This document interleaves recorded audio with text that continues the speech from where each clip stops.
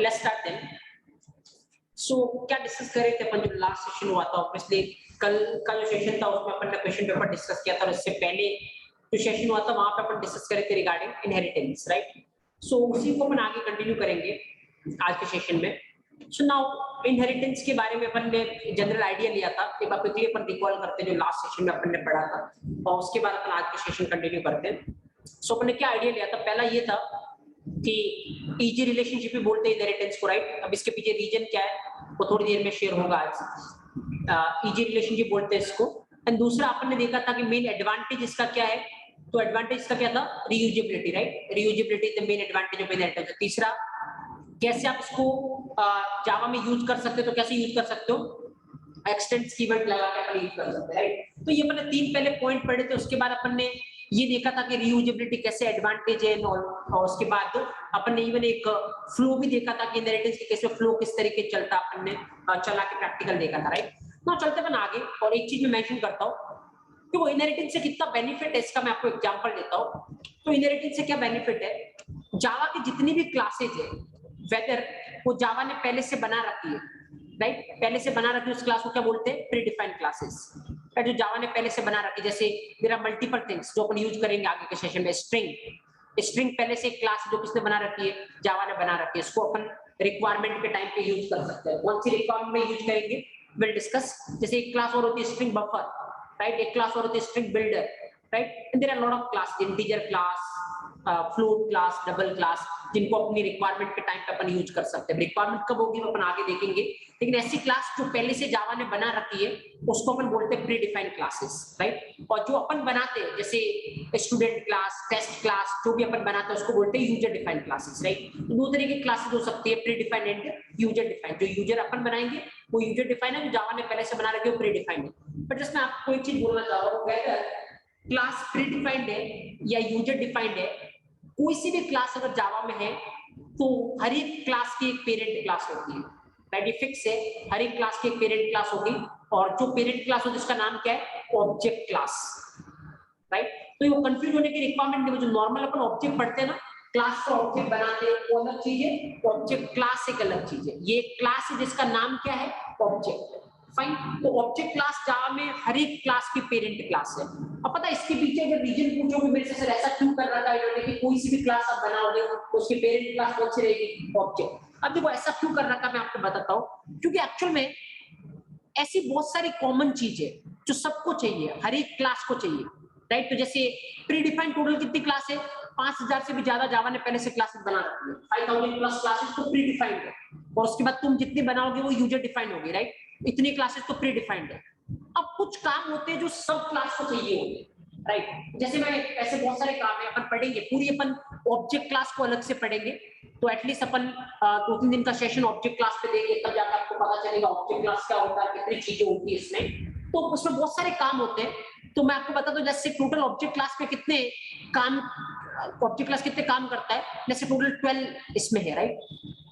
12 method है total, 12 ये काम करता है ऑब्जेक्ट क्लास। और 12 काम कौन से है, तो बहुत कॉमन काम है, वो इतने कॉमन है कि जावा की हर एक क्लास को वो काम चाहिए हो सकता है, राइट। तो एक तरीका क्या था, एक तरीका तो ये था कि पूरी 5000 क्लासेस में वो पूरे जितने भी वो 12 काम है वो पूरी 5000 क्लासेस में डालते हैं, राइट। तो अगर पूरी 5000 क्लासेस में वो 12 मेथड लिखते अगर बार बार, तो वो कितनी बार लिखने पड़ते, 12 मेथड लिखने हर एक क्लास में। आप 5000 ही मानो तो 5000 इंटू 12 कितने हो गए, 60,000 बार आपको वो मेथड लिखनी पड़ती है। और सपोज फॉर एग्जांपल एक मेथड कितनी लाइन का है, सपोज 100 लाइन का, तो 12 मेथड कितनी लाइन का है, 1200 लाइन का। तो अगर यहाँ पे देखोगे तो कितनी लाइन का कोड, 60,000 बार लिखोगे, 1200 सॉरी एक मेथड कितने का है, 100 का, तो 60,000 इंटू 100 करोगे तो आप इमेजिन कर सकते हो कितना जा रहा है, राइट। इतनी बार इतनी लाइन का कोड इनको लिखना पड़ता। अदरवाइज इन्होंने क्या किया पता है, जितनी भी कॉमन चीज थी जो सबके काम में आ रही है उसको इन्होंने किसमें डाला, ऑब्जेक्ट क्लास में। और क्या कर दिया इन्होंने, सबकी पेरेंट क्लास किसको बनाया, ऑब्जेक्ट को, कि नीचे कोई भी आएगा सबकी पेरेंट कौन है, ऑब्जेक्ट है।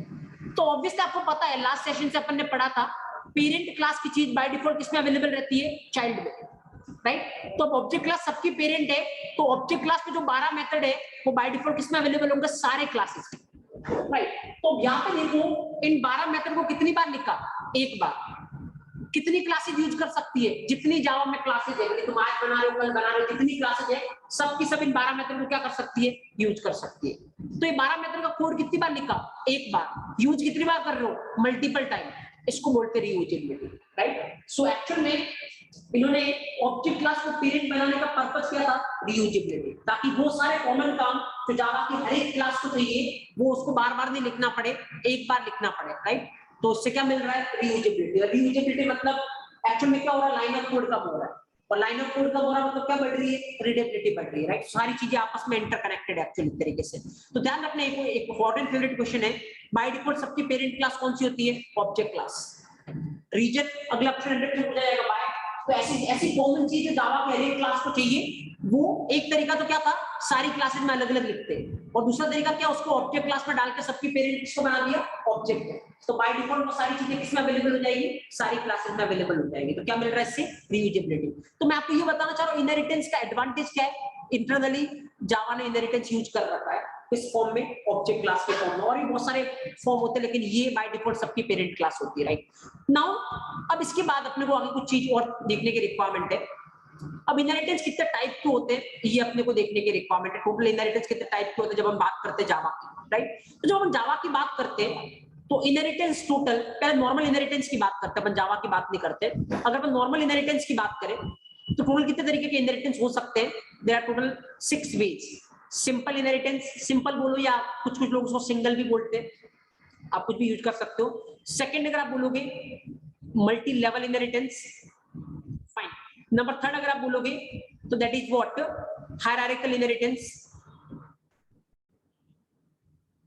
फाइन।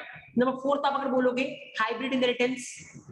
नंबर फिफ्थ आप बोलोगे multiple inheritance, and number sixth आप बोलोगे साइक्लिक इनहेरिटेंस। फाइन। टोटल 6 तरीके के इनहेरिटेंस होते हैं जब हम नॉर्मल इनहेरिटेंस की बात करते हैं। अभी जावा के रिगार्डिंग बात नहीं कर रहे हैं, नॉर्मल जब हम इनहेरिटेंस कांसेप्ट की बात करते हैं, क्योंकि इनहेरिटेंस कांसेप्ट जितनी भी ऑब्जेक्ट ओरिएंटेड प्रोग्रामिंग लैंग्वेजेस सब में होगा, राइट। जैसे C++ is an object oriented programming language, वहां पर भी इनहेरिटेंस होता है, राइट। जैसे Python is also object oriented programming language, वहां पर भी इनहेरिटेंस होता है। जितनी भी ऑब्जेक्ट ओरिएंटेड प्रोग्रामिंग लैंग्वेज होगी उसमें इनहेरिटेंस होगा। तो इनहेरिटेंस एक प्रिंसिपल है जिसका, ऑब्जेक्ट ओरिएंटेड प्रोग्रामिंग लैंग्वेज का। और जावा भी ऑब्जेक्ट ओरिएंटेड प्रोग्रामिंग लैंग्वेज, इसलिए जावा में भी क्या होता है, इनहेरिटेंस होता है। तो अभी अपन जावा की बात नहीं कर रहे, खाली इनहेरिटेंस कांसेप्ट की बात करें तो टोटल 6 तरीके के इनहेरिटेंस हो सकते हैं। अब सवाल ये है कि इन 6 में से जावा कितने इनहेरिटेंस को सपोर्ट करता है, कितने को नहीं करता है, राइट। तो ये ऊपर के 4 जो मैंने लिख रखे हैं इतना इंपॉर्टेंट नहीं है, अच्छे लेवल पे इन 4 से क्वेश्चन नहीं पूछा जाएगा, क्योंकि जैसे टाइम पास थे, लेकिन फिर भी अपन डिस्कस करेंगे, क्योंकि हो सकता है बहुत बेसिक लेवल के इंटरव्यू में जाओ नहीं पूछा जा सकता आपसे। बाकी अच्छे लेवल के इंटरव्यू में कोई भी इन 4 की बात नहीं करेगा, लेकिन बात जरूर करेगा ये बाकी बचे हुए 2, राइट, मल्टीपल एंड साइक्लिक। तो पहले मैं उल्टा स्टार्ट करता हूं, मल्टीपल से अपन स्टार्ट करते हैं, मल्टीपल और साइक्लिक से, क्योंकि ये एक्सट्रीमली इंपॉर्टेंट है। बाकी ऊपर के 4 इतने इंपॉर्टेंट नहीं है, राइट। इस पे क्वेश्चन आपसे पूछा नहीं जाएगा। नीचे के 2 इतने इंपॉर्टेंट क्यों है, इसके आंसर देना है, वो मैं आपको शेयर करता हूं। Just observe the same.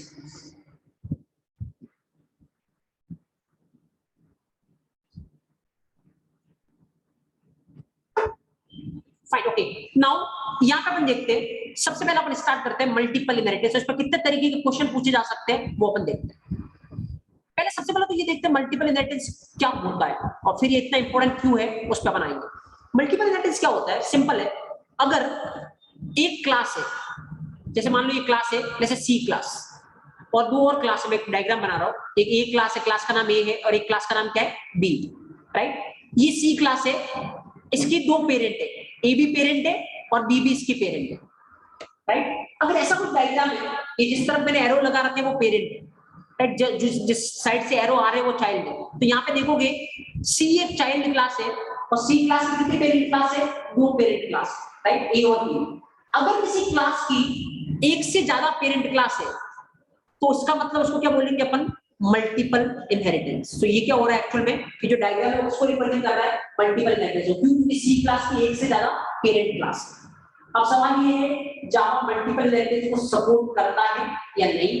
तो आंसर इसका है, जावा मल्टीपल इनहेरिटेंस को सपोर्ट नहीं करता, राइट। और इसीलिए ये एक्सट्रीमली इंपॉर्टेंट लगता है कि क्यों नहीं करता मल्टीपल इनहेरिटेंस को। मतलब जावा में ऐसा नहीं कर सकते कि एक क्लास एक टाइम पे एक से ज्यादा क्लास को क्या बना ले, पेरेंट बना ले, ऐसा पॉसिबल नहीं है जावा में, राइट? जैसे अपन देखते हैं और इसके पीछे का रीजन जानने की ट्राई करते हैं, आप बताना मेरे को रीजन क्या है। जैसे सब कुछ आराम से देखना, मान लो मैं यहाँ पे लिखता हूँ, एक अपन फाइल बनाते हैं और यहाँ पे लेट्स से क्लास, क्लास का नाम कुछ भी रख सकते हैं, मैं पेरेंट रख रहा हूँ ऐसे, राइट? Class parent. और अभी मान लो ये कुछ भी काम नहीं कर रहा, कोई इश्यू नहीं है, और यहाँ पे नीचे में लिख रहा हूँ क्लास चाइल्ड। और कैसे पेरेंट चाइल्ड कैसे बनाओगे, कौन सा कीवर्ड? एक्सटेंड्स। लास्ट सेशन से आपको पता है, राइट? X tends parent. ओके, ना यहाँ पे दो क्लास अपने पास, एक पेरेंट क्लास और दूसरी कौन सी क्लास है? Child class, right? अभी जैसे मान लो मैंने इसमें कुछ लिखा, पब्लिक स्टैटिक वॉइड मेन, चलो मेन मेथड बनाते हैं इसमें अपन। तो कैसे लिखना main method, you know, public static void main, और क्या क्या चेंज कर सकते हो ये भी आपको पता है, तो मैं कुछ ऐसे ही लिख रहा हूँ, राइट? ओके, नाउ एक काम करते हैं अपन यहाँ पे, देखना बहुत आराम से देखना। अभी ये कैसा इनहेरिटेंस हो रहा है? एक पेरेंट क्लास है और एक चाइल्ड क्लास, इसको बोलते हैं सिंपल इनहेरिटेंस। तो सबसे पहला अपन ने लिखा, राइट? अगर एक पेरेंट और एक चाइल्ड हो, सिंपल या सिंगल कुछ भी बोल लो, तो ये सिंपल इनहेरिटेंस हो रहा है। ये पेरेंट क्लास है और ये क्या है? Child class. अभी काम करते अपन, सपोज तो एक मेथड लिखते हैं यहाँ पे कुछ भी, let's say void m1, method का नाम क्या है? m1, right? ओके, और यहाँ पे मैं कुछ भी ऐसे प्रिंट करवा रहा हूँ, जैसे system dot out dot println, और लेट्स यहाँ पे लिखते हैं पेरेंट क्लास मेथड, कुछ भी लिखो, right? Parent class method. Okay, now just observe the scene. Okay, तो यहाँ पे void m1 और यहाँ पे मैं जस्ट m1 मेथड के अंदर क्या लिख रखा? Parent class method. अब एक काम करते हैं, अगर मान लो इस मेथड को मेरे को कॉल करना है, कहाँ पे? यहाँ पे लास्ट सेशन में ऑलरेडी अपन ने डिस्कस कर चुके हैं, लेकिन मैं वापस से आपको बता रहा हूँ कैसे कॉल कर सकते हो। पहली बात तो ये मेथड कैसी है जिसको कॉल करना हो, मेथड कैसी है? Instance method, right? आगे स्टैटिक कीवर्ड नहीं लग रहा, मतलब इंस्टेंस मेथड। और इंस्टेंस मेथड को कॉल करने के लिए आपको क्या करना पड़ेगा? ऑब्जेक्ट बनाना पड़ेगा। किसका ऑब्जेक्ट? पेरेंट का या चाइल्ड का? अगर मेरे को ये मेथड कॉल करनी यहां से किसका ऑब्जेक्ट बनाना पड़ेगा आपको? पेरेंट का या चाइल्ड का? दोनों में से किसी का भी बना सकते हो ऑब्वियसली, क्योंकि बाय डिफॉल्ट पेरेंट की सारी चीजें किसमें अवेलेबल होती है? चाइल्ड में, राइट? तो आप चाइल्ड का भी बना सकते हो, पेरेंट का भी बना सकते हो, कोई दिक्कत नहीं, क्योंकि पेरेंट की चीजें वैसे भी किसमें अवेलेबल होती है? चाइल्ड में। मैं चाइल्ड का ही बना रहा हूँ, child C equal to new child, and then मैं कौन सी मेथड को कॉल कर रहा हूँ? C dot m1। Okay, let's इस प्रोग्राम को सेव करते हैं अपन डेस्कटॉप पे, test.java नाम से मैं सेव कर रहा हूँ, ठीक है? नाउ ये प्रोग्राम बना अपना, और इसको ऊपर चला के देखते हैं। तो पहले अपन कंपाइल करेंगे, उसके बाद अपन रन करेंगे, राइट? तो सेव दिस थिंग, पहले कंपाइल करते हैं उसके बाद रन करते हैं। तो यहाँ पे कैसे कंपाइल करते हैं, कैसे करोगे? जावा सी, प्रोग्राम का नाम अपन ने क्या दिया? test.java। अगर कोई एरर नहीं है तो प्रोग्राम सक्सेसफुली कंपाइल हो जाएगा, ऑब्वियसली कोई एरर नहीं है, that is successfully compiled, right? तो आपको पता ऑलरेडी, ये 2-3 बार मैं शेयर कर चुका, जब भी कंपाइल सक्सेसफुल होगा तो एक्चुअल में क्या होने वाला है? जितनी आपके प्रोग्राम में क्लास है, कितनी क्लास है प्रोग्राम में? 2। कौन कौन सी? एक पेरेंट और दूसरी चाइल्ड। उतनी क्या बनेगी? Dot class file, right? तो ऑटोमेटिक पेरेंट डॉट क्लास बनी होगी और चाइल्ड डॉट क्लास बनी होगी, राइट? नाउ आपको चलाने किसको? पेरेंट को चलाना है, चाइल्ड को? देखो, आप ऑटोमेटिक, अब आपको सब कुछ पता है। जैसे अगर आपको पेरेंट को चलाने जाओगे, जावा पेरेंट, तो आपका जेवीएम पेरेंट क्लास में जाके किसको चेक करेगा? मेन मेथड को। क्या पेरेंट क्लास में मेन मेथड है? नहीं, तो आपका जेवीएम क्या देगा? एक्सेप्शन देगा, एरर देगा, ये बोल रहे हो main method not found in class parent. Parent class में इसको क्या नहीं मिला? मेन मेथड नहीं मिला। तो मतलब आपको चलानी कौन सी है? जिसमें मेन मेथड हो। तो मेन मेथड किसमें है? चाइल्ड में। तो आप किसको चलाओ? चाइल्ड क्लास को चलाओ, आप चाइल्ड क्लास को। अब जब चाइल्ड क्लास को चलाओगे तो बिहेवियर क्या होगा? देखो, लास्ट सेशन में मैंने ऑलरेडी फ्लो बताया, एक बार वापस देख लेते हैं अपन। देखो, यहां से ऑब्जर्व करना, m1 कॉल हुआ किस पे? सी पे। सी कौन से टाइप का है? चाइल्ड टाइप का। कंपाइलर कहां पे जाएगा? चाइल्ड क्लास में। क्या देखेगा? m1 नाम की कोई मेथड है या नहीं है? तो क्या चाइल्ड क्लास में m1 मेथड है? यस, क्योंकि बाय डिफॉल्ट पेरेंट की सारी चीजें किसमें अवेलेबल होती है? चाइल्ड में, इसलिए m1 मेथड यहाँ पे अवेलेबल है, राइट? तो कंपाइलर को कोई दिक्कत नहीं है। तो उसके बाद जेवीएम आएगा, m1 मेथड है तो उसको चलाएगा। तो जब m1 मेथड चलाएगा तो ये मेथड चलेगी, क्या प्रिंट होगा? Parent class method, right? तो ये प्रिंट होगा, ऑब्वियसली चलेगा, कोई दिक्कत नहीं है। ये अपन देख चुके लास्ट सेशन में, बट स्टिल मैं वापस से आपको क्लियर कर रहा हूँ, जस्ट सेकंड।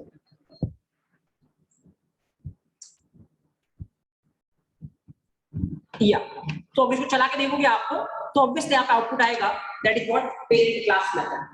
अब देखना, अभी तक ये कौन सा इनहेरिटेंस हो रहा है? एक पेरेंट क्लास है और एक क्या है, चाइल्ड क्लास है। तो कौन सा इनहेरिटेंस हो रहा है, सिंगल इनहेरिटेंस या सिंपल इनहेरिटेंस कुछ भी बोल सकते हो। अब सपोज करो एक और क्लास अपन बनाते हैं, राइट, मल्टीपल इनहेरिटेंस क्यों नहीं है वो अपन उसका आंसर मैं आपको करता हूँ। एक और क्लास बना लो ऐसे पेरेंट 1, नाम कुछ भी रखो, मैंने रखा parent 1, right. Now what we are doing, देखो लेट्स से इसमें भी अपन सेम मेथड रखते हैं, यहाँ पे क्या लिखते हैं, पेरेंट 1 क्लास मेथड। अब पहली बात ये, क्या इन दोनों क्लास में सेम नाम से मेथड हो सकती है, बिल्कुल हो सकती है, क्योंकि दोनों क्लास का आपस में कोई रिलेशन नहीं, right. This is separate class, this is separate class, तो कोई रिलेशन नहीं, दोनों में सेम नाम से मेथड हो सकती है, बिल्कुल हो सकती है। अब इमेजिन करना, सपोज ये सिनेरियो है और मान लो ये एक चाइल्ड क्लास है जो इन दोनों को पेरेंट बनाना चाहती है, किसको, पेरेंट क्लास को भी और पेरेंट 1 क्लास को भी, राइट। तो कैसे बना सकती है, जैसे इसने लिखा पेरेंट कॉमा पेरेंट 1, तो सुनना बहुत आराम से, right, parent comma parent 1। Now suppose अब देखो, अब सिनेरियो क्या हो रहा है, यहाँ पे देखते हैं अपन एक बार बना के, तो सिनेरियो कुछ ऐसा हो रहा है कि अपने पास एक चाइल्ड क्लास है, हाँ क्लास का नाम क्या है, चाइल्ड, और इसकी दो पेरेंट है एक्चुअल में, कौन कौन सा, एक तो पेरेंट और दूसरा पेरेंट 1। तो एक क्लास है अपने पास पेरेंट, वो उसकी पेरेंट क्लास है, और एक और क्लास है अपने पास पेरेंट 1, वो भी इसकी पेरेंट क्लास है। एक और क्लास है अपने पास पेरेंट 1, वो भी इसकी पेरेंट क्लास है, राइट। ओके, मैं ये क्या होगा एक तरीके से मल्टीपल इनहेरिटेंस। तो देखते हैं इसको सपोर्ट करता है या नहीं करता, तो उसके पीछे रीजन क्या है। तो ऑब्वियसली जैसे मैं इसका आंसर दे चुका, ये सपोर्ट नहीं करेगा, अगर आप चलाओगे तो एरर देने लग जाएगा। रीजन क्या मैं बताता हूं, देखो पेरेंट क्लास में कौन सी मेथड थी, M1, अभी आपने लिख रखी, राइट। देखो फील करो चीजों को, याद मत करो, जो बोल सकता था मल्टीपल सपोर्ट नहीं करता और सेशन वहीं पे खत्म हो जाता, मतलब मल्टीपल के regarding, but then feel the things, ताकि कुछ भी क्वेश्चन पूछा जाएगा आपके पास आंसर होगा। पेरेंट 1 के पास भी कौन सी मेथड है, M1, राइट। अपन दोनों में कौन सी मेथड लिख रखी है, M1। अब देखो यहां से देखो, इसकी दोनों पेरेंट है, तो दोनों की जितनी भी चीजें होगी वो किसमें अवेलेबल होगी, चाइल्ड में। तो इस चाइल्ड में कितने M1 अवेलेबल होगी, 2। एक किससे आ रही है, इससे, और दूसरी किससे आ रही है, इससे, राइट। ओके, ऑब्जेक्ट करना होगा। अब देखो आराम से, यहाँ पे चाइल्ड क्लास का ऑब्जेक्ट बनाया, M1 कॉल हो रहा किस पे, C पे।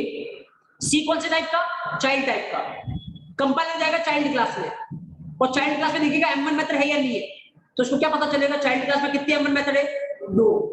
अब जब 2 M1 मेथड है तो कंपाइलर बोलेगा अच्छा ये तो फिर जेवीएम आएगा तो दिक्कत हो जाएगी, क्योंकि जेवीएम को क्या करना है, रीड चलानी है। अब दोनों जब 2 M1 है तो किसको चलाएगा, क्या होगा, कंफ्यूज होगा, राइट। तो कंपाइलर बोलेगा कि दिक्कत है, और वो क्या दे देगा, यहाँ पे एरर दे देगा कि प्रोग्राम आगे नहीं जा सकता, राइट। यहीं पे क्या आ जाएगी, आपकी एरर आ जाएगी। फाइन, तो अब अगर मैं आपसे पूछूं कि मल्टीपल इनहेरिटेंस जावा में सपोर्ट नहीं करता, उसके पीछे का रीजन क्या है, तो आपका आंसर क्या होगा, क्योंकि देखो अब देखो खाली मैं सिलेक्ट कर रहा हूं, डेफिनेशन आप कुछ भी देखो फैक्ट नहीं पढ़ा, देखो मैं रीजन बता रहा हूं। क्योंकि मल्टीपल इनहेरिटेंस का मतलब एक क्लास के मल्टीपल पेरेंट क्लास, राइट। तो सारी अगर मल्टीपल पेरेंट क्लास में सेम नाम से कोई मेथड हुई, राइट, तो वो सब किसमें अवेलेबल होगी, चाइल्ड में।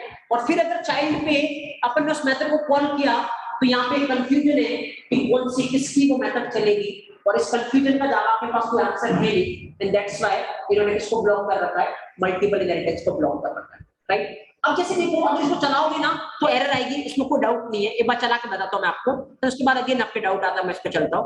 तो एक बार कंपाइल करो and then will compile time error, ये प्रोग्राम कंपाइल नहीं होगा, राइट। ये जहां पे आपने कॉमा वॉमा लगा रखा है, जहां पे आपने मल्टीपल इनहेरिटेंस करने की ट्राई की, वहां पे कंपाइलर ने क्या दे दी, एरर। फाइन, अब चलो एक काम और करते हैं, चलो आपके दिमाग में डाउट आ रहा होगा, मेरे को पता, तो मैं चलो इसको सही करता हूं। पेरेंट क्लास में किस नाम की मेथड है, M1।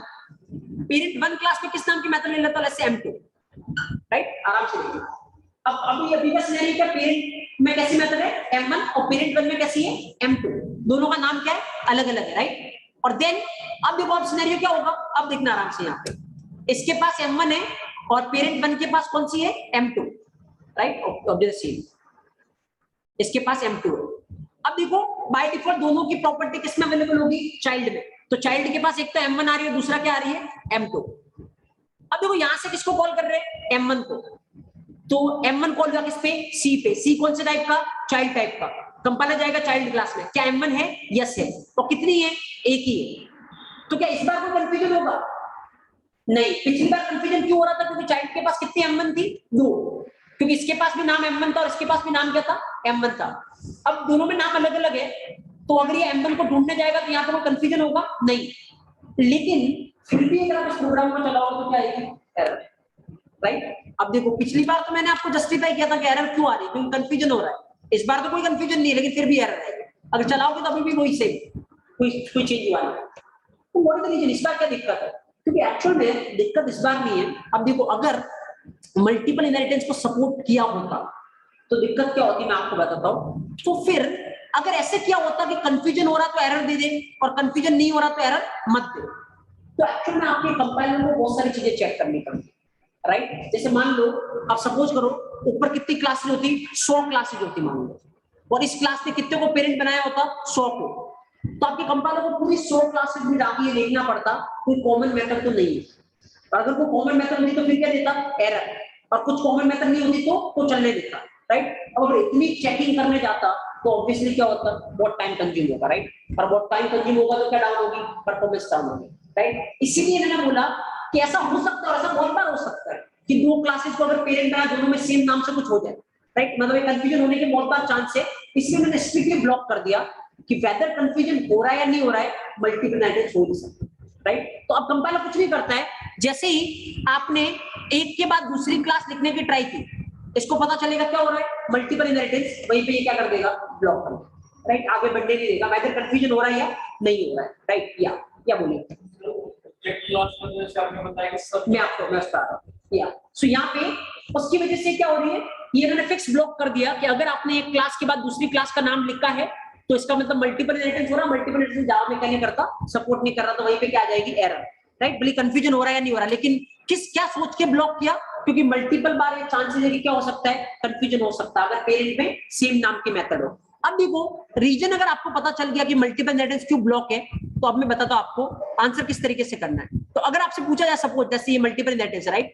तो मान लो कि मल्टीपल इनहेरिटेंस क्यों सपोर्ट नहीं करता जावा में, आप क्या आंसर करोगे? सपोज इसके पास M1 नाम से मेथड है, इसके पास भी M1 नाम से मेथड है, तो इसके पास कितनी M1 मेथड हो गई? 2 M1 मेथड हो गई। तो अब अगर इस पे कॉल करने की ट्राई करोगे तो कौन सी M1 चलेगी, ये वाली या ये वाली? ये कंफ्यूजन और इसलिए क्या बोलते हैं इसको, ये सपोर्ट नहीं करता, राइट?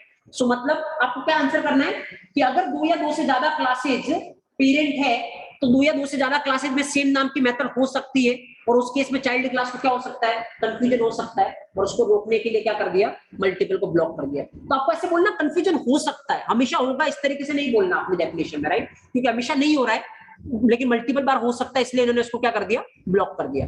अब देखो इसके बहुत सारे नाम है, अब मैं आपको बताता हूँ इसको। देखो एक तो क्वेश्चन आपसे ऐसे पूछ सकता है मल्टीपल इनहेरिटेंस जावा में सपोर्ट क्यों नहीं करता, उसके पीछे रीजन क्या है, आपको ये आंसर करना, राइट? दूसरा देखो क्वेश्चन पूछने का तरीका मैं बताता हूँ, क्यों ब्लॉक कर रहा है, क्या हो रहा है? कंफ्यूजन हो रहा है। तो कंफ्यूजन बोलो या कंफ्यूजन का एक और इंग्लिश वर्ड होता है क्या? Ambiguity.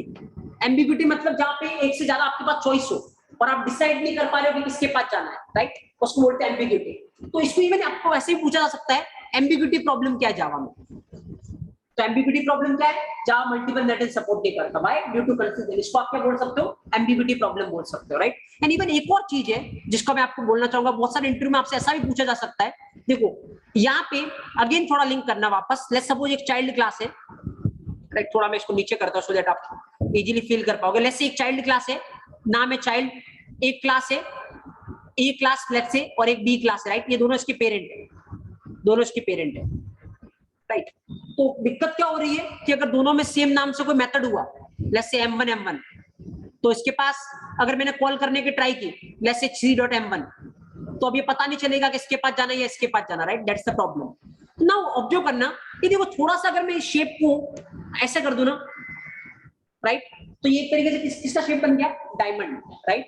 So that's why it is also known as diamond problem. कोई ज्यादा लॉजिक नहीं इसके पीछे, को प्रैक्टिकल लॉजिक नहीं है कि इसको डायमंड प्रॉब्लम क्यों बोलते हैं, लेकिन एक्चुअली में इसको एक्सप्लेन ऐसे करते हैं जैसे मैं अभी कर रहा हूं कि मान लो इसके पास भी एक मेथड, इसके पास भी एक मेथड है, दोनों का नाम सेम है, तो इसके पास मल्टीपल ऑप्शन है। अब अगर ये M1 को कॉल कर रहा तो ये डिसाइड नहीं कर पाएगा कि इसके पास जाना है या इसके पास जाना है, दैट्स द प्रॉब्लम। तो इसको क्या बोलते हैं? एम्बिग्यूटी प्रॉब्लम बोलो, या मल्टीपल इनहेरिटेंस सपोर्ट नहीं करना बोलो, या थोड़ी स्ट्रक्चर को ऐसे रेंज करके इसको डायमंड फॉर्म में बोलो, तो आंसर सेम है। तो मतलब आपसे ये पूछा जाए डायमंड प्रॉब्लम क्या है, एम्बिग्यूटी प्रॉब्लम क्या है, मल्टीपल इनहेरिटेंस क्यों नहीं सपोर्ट करता, the reason is exactly same, right? तीनों इक्वेशन का आंसर आपको एक ही करना है, इसके पीछे रीजन क्या है। फाइन। अब देखो अगर ये पता चला है ना, तो एक क्वेश्चन मैं आपके लिए रेज करता हूं, राइट? और उसका आंसर मेरे को करना आपको। अब देखो अगर ये चीज है यहाँ पे, तो एक क्वेश्चन का आंसर आप करो मेरे को। अभी थोड़ी देर पहले जैसे सपोज करो अभी आप आराम से देखना है इस चीज को, इस क्लास को देखना है एक बार आप, राइट। अभी तो ये एरर दे रहा है, क्यों? क्योंकि दो क्लास को एक साथ पेरेंट नहीं बना सकता, मल्टीपल दैट इज पॉसिबल नहीं है। अभी ये सही है, क्योंकि ये एक ही क्लास को पेरेंट बना रहा है, right. Simple that is possible है। अब आप देखना यहाँ पे, इसका मैं डायग्राम बनाने के ट्राई करता हूँ। देखो, चाइल्ड की पेरेंट कौन है? Parent class, right. आराम से देखना आप, आराम ऑब्जर्व करना। यहाँ पे एक क्लास है अपने पास चाइल्ड, राइट। चाइल्ड की एक पेरेंट क्लास है, उसका नाम क्या है? पेरेंट। Okay, parent. नाउ एक तो ये आपको दिख रहा है इसकी पेरेंट क्लास है। एक अभी थोड़ी देर पहले मैंने एक स्टेटमेंट दिया है, बाय डिफॉल्ट जावा में हर एक क्लास की पेरेंट क्लास कौन सी होती है? Object class, right. तो अब एक काम करते हैं, इसके अकॉर्डिंग एक तो इसकी पेरेंट ये रही, और एक बाय डिफॉल्ट जावा में सबकी पेरेंट क्लास कौन सी होती है? Object class. तो अब अगर इसको देखा जाए तो इसके पास कितने पेरेंट है? 2। और अगर एक से ज्यादा पेरेंट हो गया तो क्या हो गया? Multiple inheritance. तो फिर तो इस केस में भी एरर देनी चाहिए थी, लेकिन इस केस में तो ये सही चलेगा, जबकि मल्टीपल इनहेरिटेंस तो यहाँ पर भी हो रहा है। तो what is the reason? I think आप क्वेश्चन समझ रहे हो, राइट। यहाँ पे इसकी एक क्लास पेरेंट क्लास अपन ने पेरेंट बना रखी है। एक थोड़ी देर पहले मैंने स्टेटमेंट दिया था कि बाय डिफॉल्ट जावा में हर एक क्लास का पेरेंट क्लास ऑब्जेक्ट क्लास होता है। इस हिसाब से तो इसके पास 2 पेरेंट क्लास हो गई, और 2 होते ही कौन सा इनहेरिटेंस हो गया? मल्टीपल। तो फिर ये भी रुकना चाहिए था, इसमें भी एरर आनी चाहिए थी, लेकिन ये तो चलता है। अब देखो अगेन, जब अपन बात करते हैं पेरेंट और चाइल्ड की ना, तो एक्चुअल में ये खूब एक बहुत अच्छे से अच्छे लेवल के इंटरव्यू में जाओ तब ये आपसे रेज किया जा सकता है। पहले आपसे पूछा जाएगा मल्टीपल दैट क्या होता है, आपने मान लो आंसर कर दिया, अगला क्वेश्चन ये पूछा जाएगा आपसे, राइट। अभी मैं बहुत हाईएस्ट लेवल की बात कर रहा हूं, बाकी आपको नॉर्मल कंपनी इस तरीके के क्वेश्चन पुट अप नहीं करेगी। ये मैं इसका आंसर देता हूं आपको, क्योंकि एक्चुअल में देखो, ये अगर आपको इस तरीके से कंफ्यूज किया जाए ना, तो कंफ्यूज होने की रिक्वायरमेंट नहीं, क्योंकि ये सीन है नहीं एक्चुअली, राइट। जो डायग्राम उसने बनाया, जो डायग्राम मैंने बनाया आपको कंफ्यूज करने के लिए, वो डायग्राम करेक्ट नहीं है actually.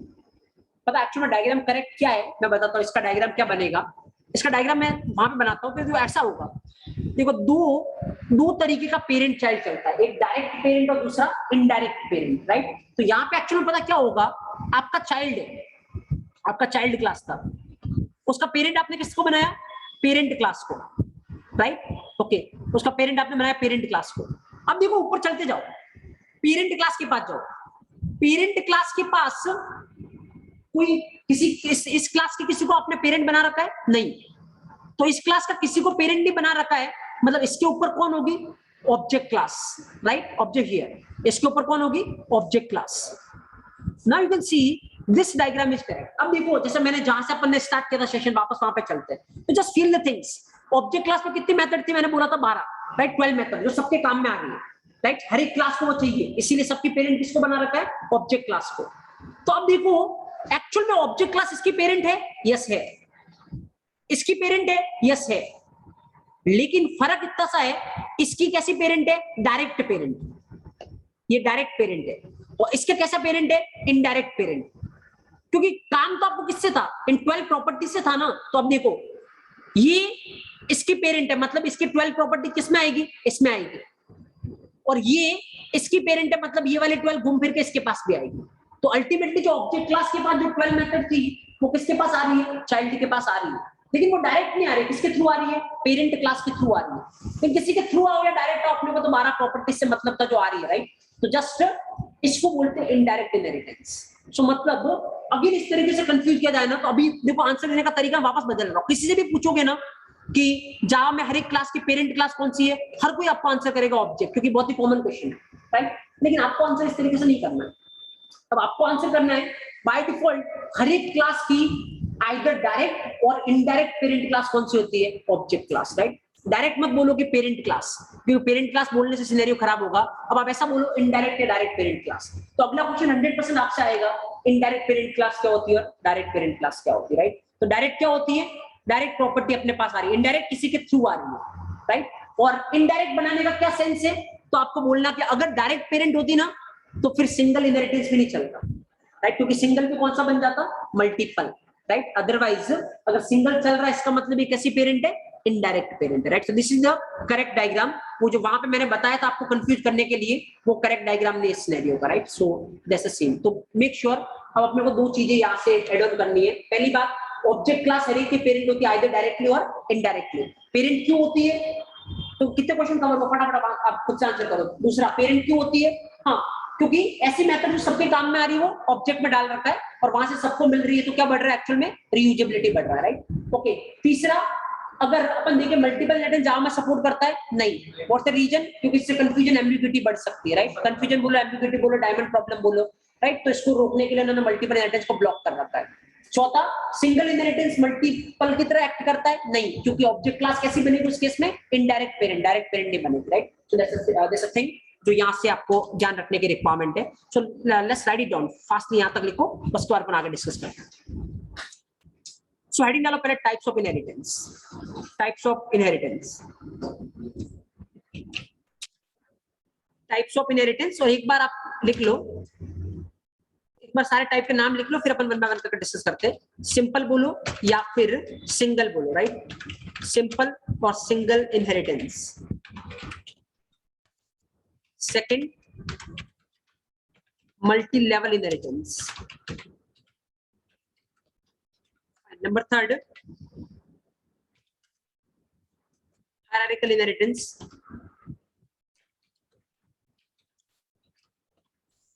Hierarchical inheritance. Number fourth, hybrid inheritance. Hybrid inheritance. Number five, multiple inheritance. And number sixth, cyclic inheritance.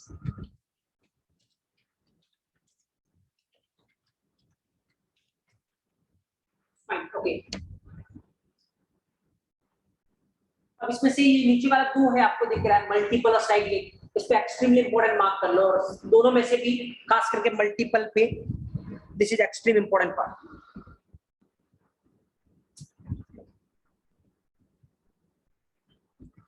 फिर उसके बाद आप हेडिंग डालो मल्टीपल इनहेरिटेंस।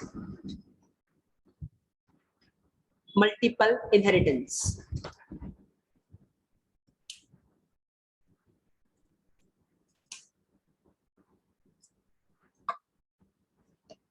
ना उसके अंदर लिखो मल्टीपल इनहेरिटेंस के अंदर डेफिनेशन लिखना आपको।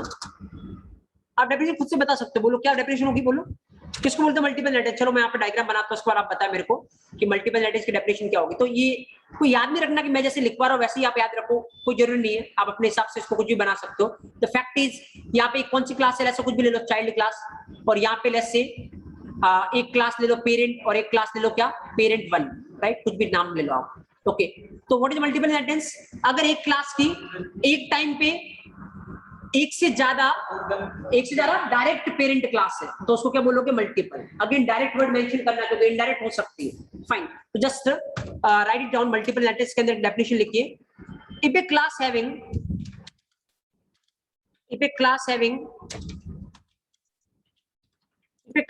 two or more than two, if a class having two or more than two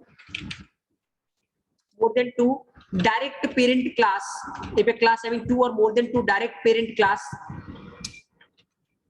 then it is known as multiple inheritance. If a class having two or more than two direct parent class, then it is known as multiple inheritance. It is known as multiple inheritance. Right now, next second point आप क्या लिख सकते हो, जावा support नहीं करता, लेकिन मैं इसमें एक और चीज आपको एड ऑन कर रहा हूं। आपको आंसर इस तरीके से करना, अगर पूछा जाए जावा मल्टीपल इनहेरिटेंस को सपोर्ट करता है या नहीं, तो अभी तक आप क्या बोलोगे, जावा मल्टीपल इनहेरिटेंस को सपोर्ट नहीं करता, लेकिन ये नहीं, आपको ऐसा बोलना है जावा मल्टीपल इनहेरिटेंस को सपोर्ट नहीं करता, किसके थ्रू, क्लास के थ्रू, लेकिन ये सपोर्ट करता है किसके थ्रू, इंटरफेस के थ्रू। अभी तक अपने इंटरफेस पढ़ा नहीं है, इसलिए मैंने अभी मेंशन किया नहीं था, लेकिन मैं पढ़ेंगे इंटरफेस, तो मैं आपको बताऊंगा इंटरफेस में मल्टीपल इनहेरिटेंस सपोर्ट करता है। तो अभी आपके दिमाग में डाउट आ रहा होगा, सर इंटरफेस में कंफ्यूजन नहीं होता क्या? तो यस, आंसर इसका इंटरफेस में कंफ्यूजन नहीं होता। तो ऐसा क्या स्पेशल होता है इंटरफेस में, वी विल डिस्कस जब हम इंटरफेस पढ़ेंगे, राइट? तो अभी आप इस पॉइंट को इस तरीके से लिखो, Java doesn't support multiple inheritance, Java doesn't support multiple inheritance, Java doesn't support multiple inheritance through the concept of classes. Java doesn't support multiple inheritance multiple inheritance through the concept of classes. Through the concept of classes, but it support multiple inheritance. But it support multiple inheritance. But it support multiple inheritance. Support multiple inheritance through the concept of interface. It support multiple inheritance through the concept of interface. And अब interface क्या होता है अभी के लिए अपना concern नहीं है. We'll discuss it later.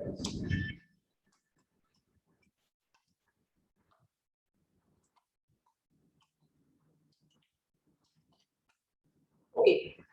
Now next आप देखिए. Due to multiple inheritance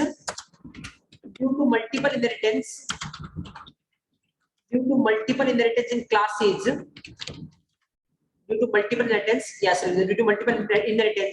confusion will be created. Due to multiple inheritance, confusion will be created in the case of classes. Due to multiple inheritance, confusion will be created in the case of classes. क्या? Yeah, ऐसा लिख लो. Due to multiple inheritance, confusion can be created. ऐसा लिख लो. Due to multiple inheritance, confusion can be created in the case of classes. That's why confusion can be created in the case of classes. That's why multiple inheritance is not supported. That's why multiple inheritance is not supported.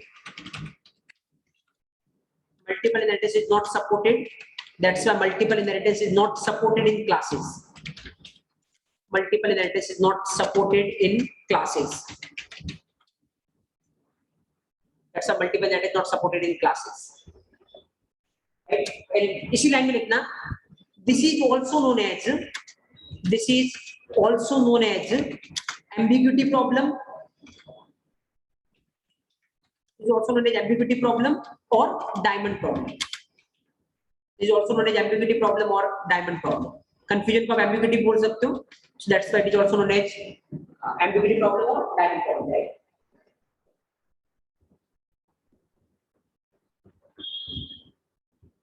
Fine. Yes. So आप चाहो तो इसको इस तरीके से भी code format में भी लिख लो, so that you can feel it better. Right, आप ऐसा लिख लो. ये पेरेंट बनाओ, पेरेंट वन बनाओ, दोनों में m1 नाम का मेथड डालो. Right, right it down fast. So फिर आपको पता रहेगा किस तरीके से कंफ्यूजन या एम्बिग्युइटी किस तरीके से जनरेट होगी.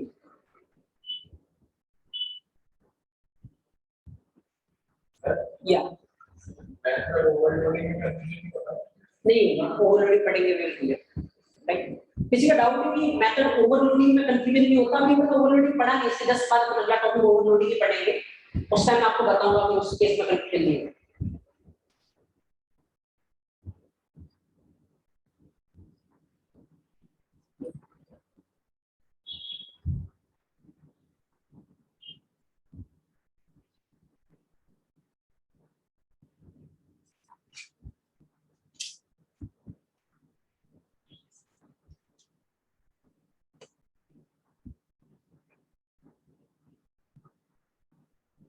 तो लिखो इसको, एक एक चीज को फील करो. आप किसी को याद करने की ट्राई मत करो, तो इसमें नोट्स पर्पस के लिए आपको लिखवा रहा हूं, लेकिन आप इंग्लिश अपनी कुछ भी यूज कर सकते हो.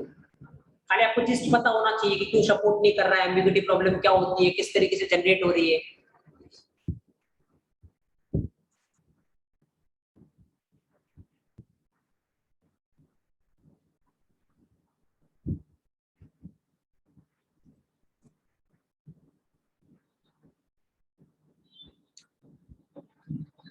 राइट, तो जैसे मान लो इसने अगर पेरेंट कॉमा पेरेंट वन ऐसा करने की ट्राई की ना, it will give error. Right, what's the reason? You no,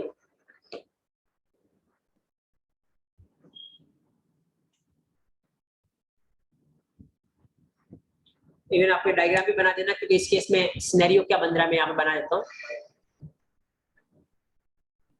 right, इस केस में सिनेरियो ये बन रहा है कि एक चाइल्ड क्लास है और इसकी दो पेरेंट क्लास है. राइट, मैं यहाँ पे बना देता हूँ. एक चाइल्ड क्लास है और इसकी दो पेरेंट क्लास है. एक पेरेंट है और एक पेरेंट 1 है,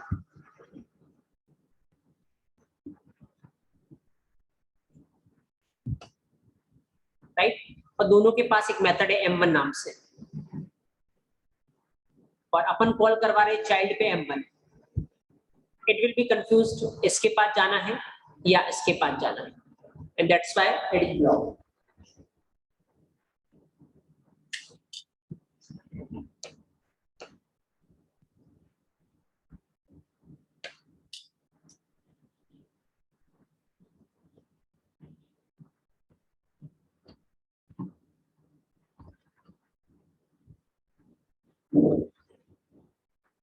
Fine, yeah, okay.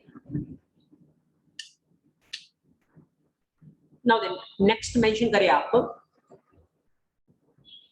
ये अगर आपने लिख लिया तो अगला मेंशन करें, एक पॉइंट और लिखिए फटाफट से। In Java,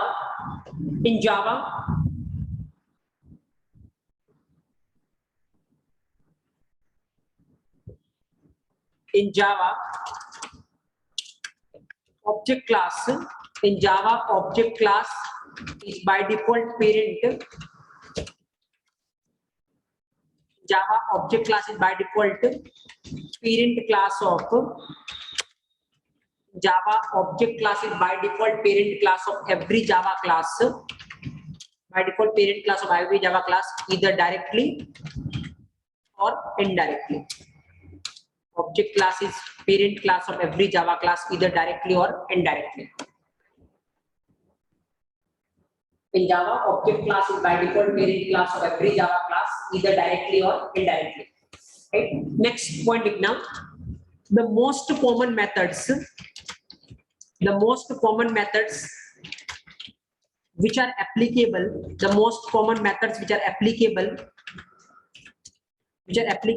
for all the Java classes, the most common methods which are applicable for all the Java classes are defined inside object class.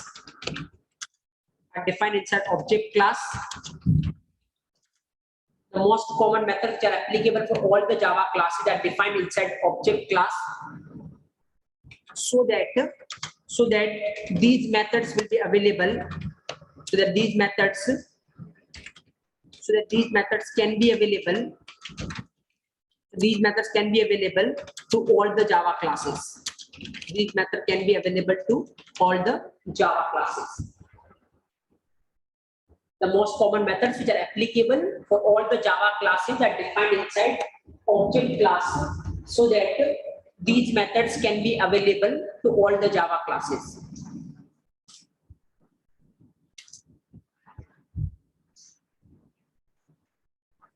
Fine.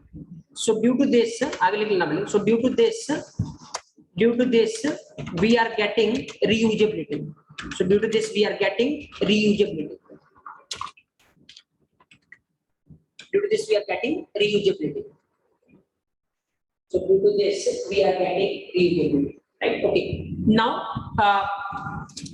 next, आप एक काम करिए, इस तरीके से लिखना, और देन आप लिखना, पहले लिखना आप इस तरीके से, चलो ऐसे लिखना, क्लास पेरेंट, राइट। अगर ये सिनेरियो है तो इस केस में क्या होगा, या फिर आप ऐसे लिख लो क्लास एक्स, राइट। ओके, अगर ये मान लो डायग्राम, इसका अगर मेरे को डायग्राम बनाना है तो क्या डायग्राम बनेगा, एक्स एक क्लास है, राइट, एक्स एक क्लास है, और एक्स क्लास की कोई भी पेरेंट क्लास नहीं है, और कोई भी पेरेंट क्लास नहीं है तो कौन रहेगा, डायरेक्ट ऑब्जेक्ट। तो इसके ऊपर कौन है, ऑब्जेक्ट, राइट। तो ये इसका डायग्राम है। अगर इसका डायग्राम बनाना हो ना तो जनरली ये वो बेसिक सा क्वेश्चन है, लेकिन आपको थोड़ा कंफ्यूज करने के लिए ऐसा पूछ दिया है, अगर ये है तो इसका कोई पेरेंट है या नहीं है, तो आप बोलोगे अभी कुछ दिख नहीं रहा तो नहीं है, लेकिन इसका पेरेंट कौन है, object, right.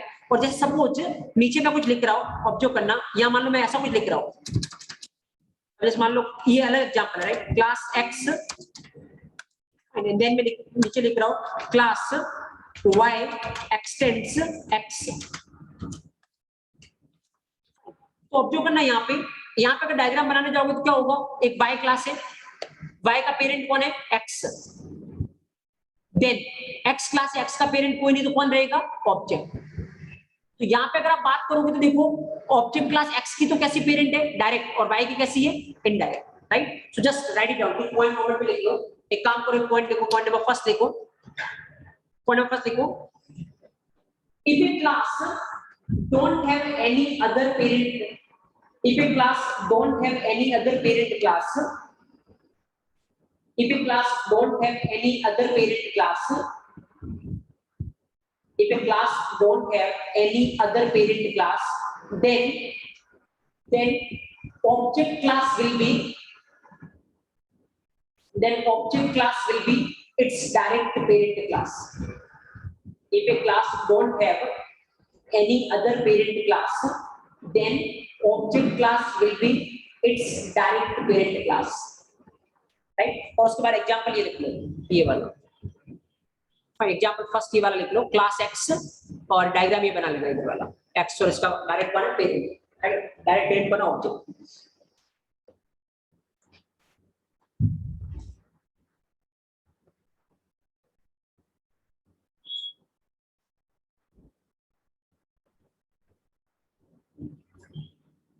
Okay, now the second point देखो,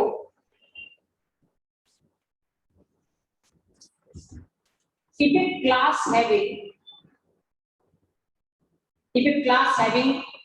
parent class, if a class having parent class, then if a class having parent class, then object class will be, if a class having parent class, then object class will be its, object class will be its indirect parent class, then object class will be its indirect parent class. If a class having parent class, then object class will be its indirect parent class.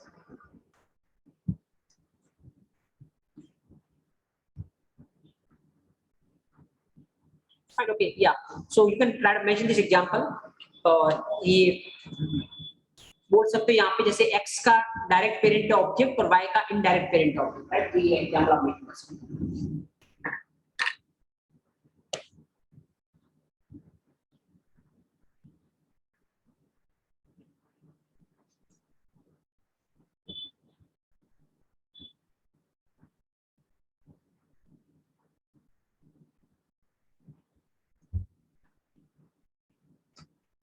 Okay, fine, yeah.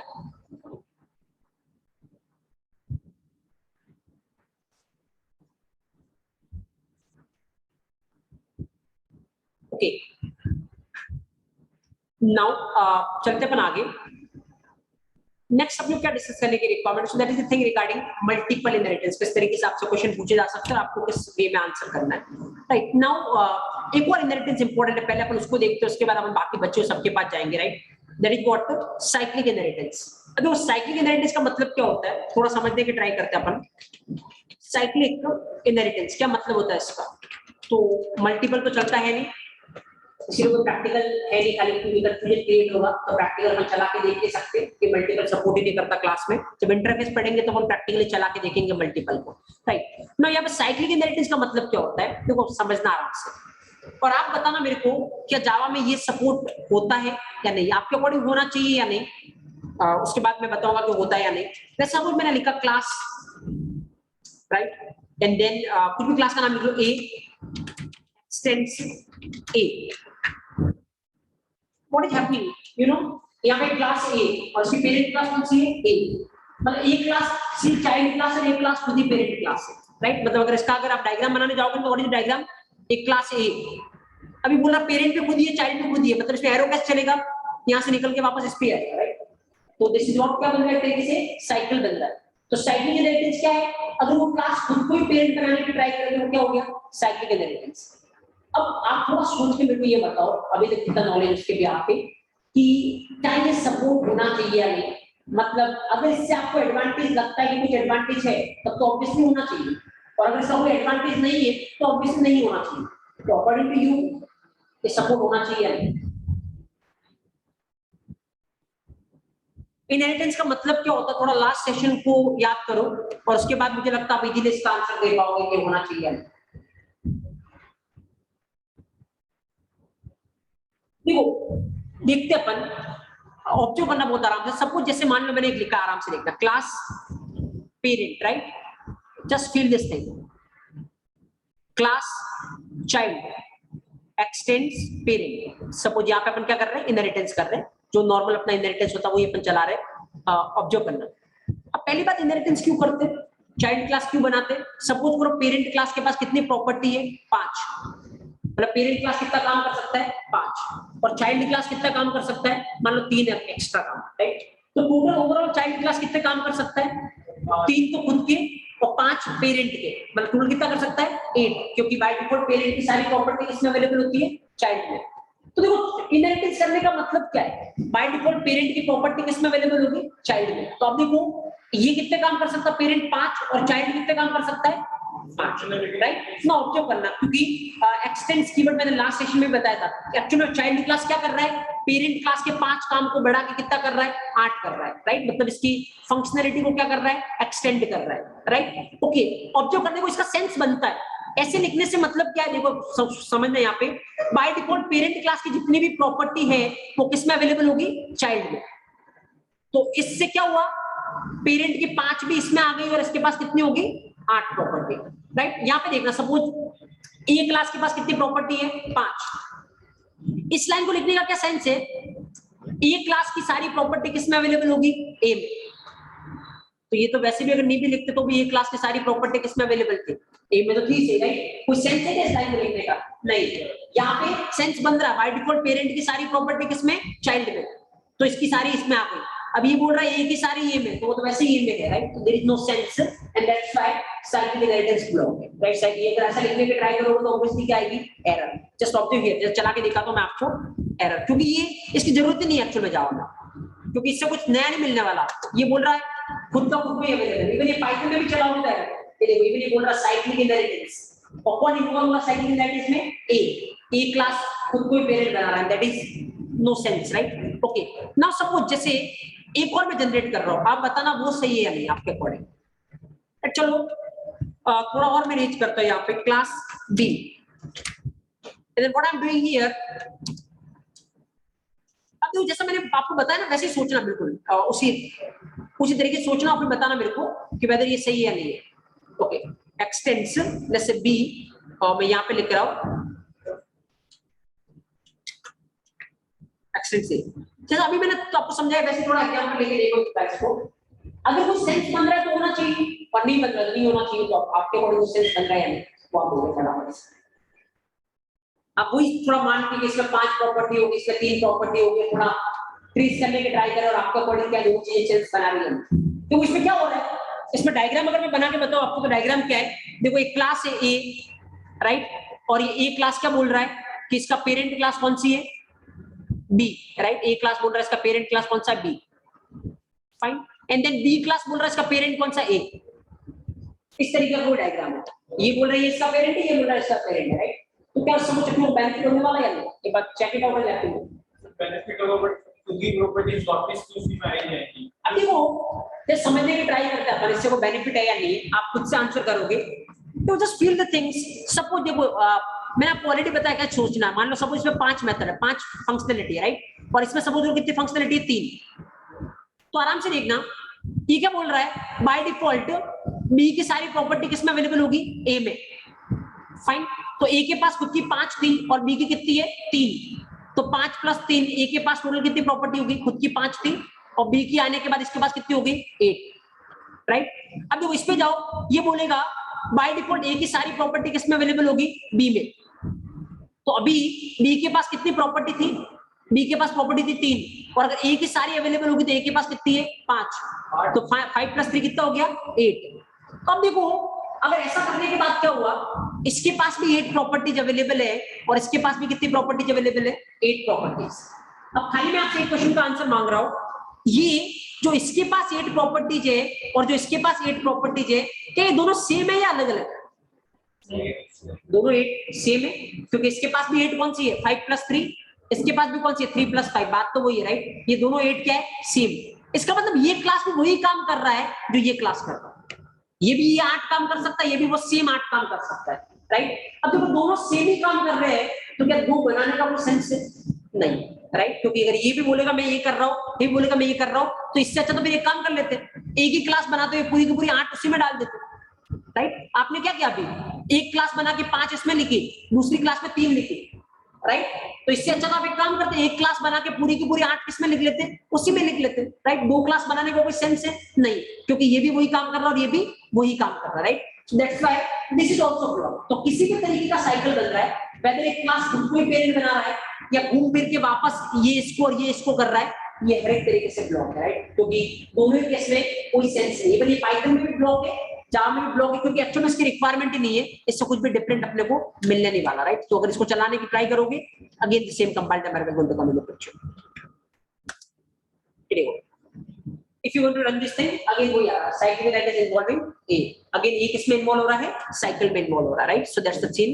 तो make sure cyclic inheritance जावा में support होता है नहीं, ये question होता आपका answer क्या होना चाहिए, साइक्लिक इनहेरिटेंस जावा में सपोर्ट नहीं होता और आपको इसकी रिक्वायरमेंट नहीं है, राइट। क्योंकि इससे नेक्स्ट क्वेश्चन जनरेट होगा कि रिक्वायरमेंट क्यों नहीं है, तो आप बता सकते हो उसको ऐसे समझा के कि एक्चुअल में इससे कोई सेंस नहीं निकलने वाला, राइट। या नाउ चलिए क्लास की एक्शंस ए जब लिखा हुआ है, उसके पास 5 प्रॉपर्टी क्यों है? इसमें जब हमने बी का एक्शन कर रखा था तो उसके अंदर 8 नहीं हो गई थी, तो वो तो आप ऐसे घुमाते जाओ कितना भी, फिर तो ये हो गया ना कि दोनों के पास 8 और 8 11 सेम, तो वापस दो बार थोड़ी आएगी, उसके पास सेम की सेम दो बार थोड़ी आएगी इसके पास। जैसे इनका जो डाउट है इनके अकॉर्डिंग कि लेट्स से सपोज करो, अभी पहले इसको समझते हैं, इसके अकॉर्डिंग बी की सारी प्रॉपर्टी किस में अवेलेबल होगी, ए में। तो ए के पास खुद की 5 है और बी की सारी होगी तो कितनी हो जाएगी 8, तो ए के पास कितनी होगी 8। अब इसके अकॉर्डिंग देखो ए की सारी बी में अवेलेबल होगी, तो इनके कहने के अकॉर्डिंग ए के पास अब कितनी है 8 और बी के पास कितनी है 3, तो 8 + 3 कितना होना चाहिए 11। लेकिन ये थोड़ी एक्चुअली, क्योंकि ये जो इसके पास 8 है उसमें से वो 3 किसकी थी, बी की थी, राइट। तो वो एक्चुअली में 3 दो बार नहीं आएगी, एक ही बार आएगी। तो इसके पास भी 8 और इसके पास भी 8, राइट। क्योंकि इसके पास जो नहीं है वो आएगा, तो इसके पास कौन सी नहीं है, ए की पर्सनल वाली, तो ए की पर्सनल वाली कितनी है 5, तो इसके पास ये 5 आएगी, तो 5 + 3 कितना हो गया 8, fine. So that's next time use करें तो खुद की जो होगी वही पास करता है, खुद के अलावा जो होगी वो आएगी, राइट। खुद की ए की 5 ही थी तो सिर्फ 5 ही पास करेगा।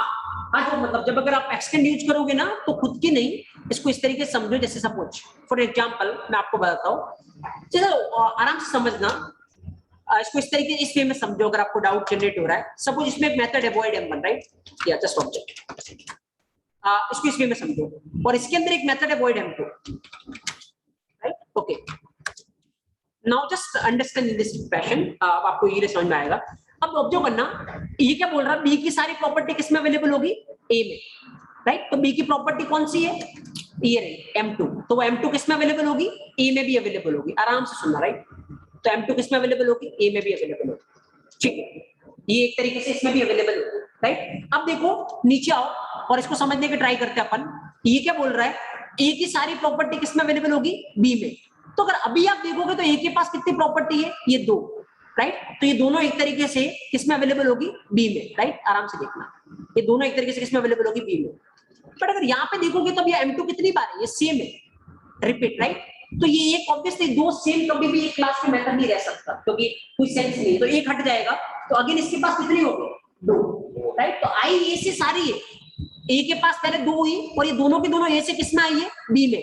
लेकिन वो एक ऑटोमेटिक हट जाएगी क्योंकि ये और ये क्या है, सेम है, और सेम 2 रखने का कोई मतलब नहीं है क्लास में, इसलिए ऑटोमेटिक हट जाएगी। तो अब इसके पास भी कितनी है, 2, और ए के पास भी कितनी है, 2, और दोनों के पास दोनों सेम है, मतलब दोनों सेम ही काम कर रहे हैं। तो दोनों सेम ही काम कर रहे हैं तो 2 क्लास बनाने का कोई सेंस है नहीं, इसीलिए साइक्लिक इनहेरिटेंस क्या है, ब्लॉक, राइट। जैसे इवन मैं आपको ये बताऊंगा अगले जब अपन आगे पढ़ेंगे। सपोज अगर इसको अपन चला के भी देखें, देखो मैं आपको बताता हूँ, इवन अगर अपन इसको चला के भी देखते हैं, सपोज करो कुछ लिख रखा है अपन ने, कुछ भी क्लास बनाओ, क्लास टेस्ट, राइट, और देन सपोज करो void m1, ये एक मेथड है, एंड एक और मेथड बनाओ मैं void m1, दोनों सेम मेथड है, right.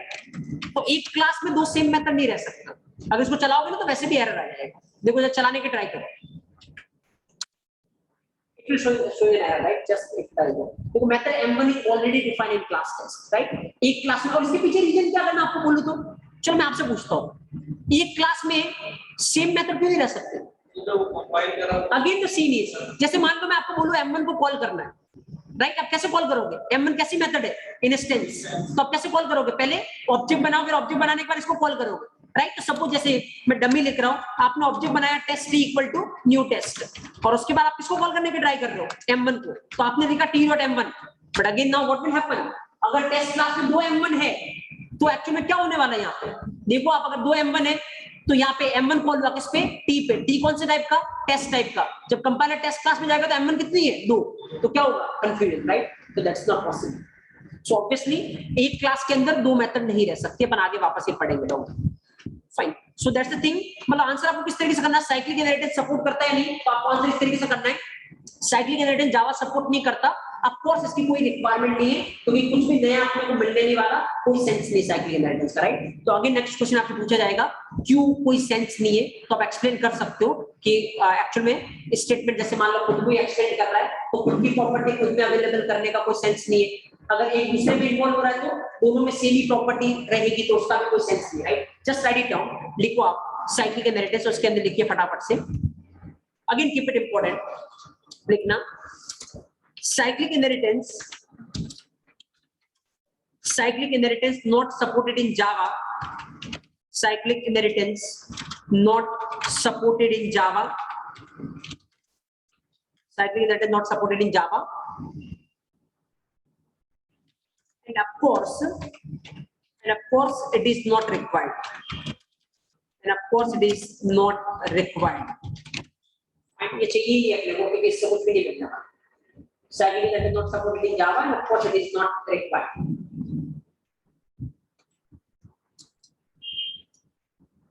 Fine, okay। And now आप एग्जाम्पल लिखिए फटाफट से। पहले ये लिख लीजिए आप example, class A extends A। That example first। Obviously क्या आएगी, error, not possible, ये कोई सेंस नहीं है, let you know।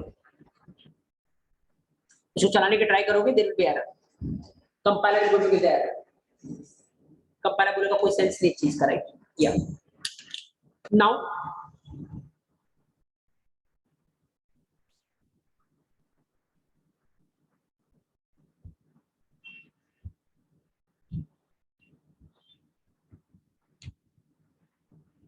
ओके, उसके बाद सेकंड एग्जांपल आप ऐसा लिख सकते हो, ये वाला, class A extends B, right, and then class B extends A, right? Again there will be error in this case, there is no sense at all। अगर डायग्राम बनाना तो आप कैसे बनाओगे, एक क्लास है A, एक क्लास है B, ये इसको पेरेंट बना रहा है, ये इसको पेरेंट बना रहा है।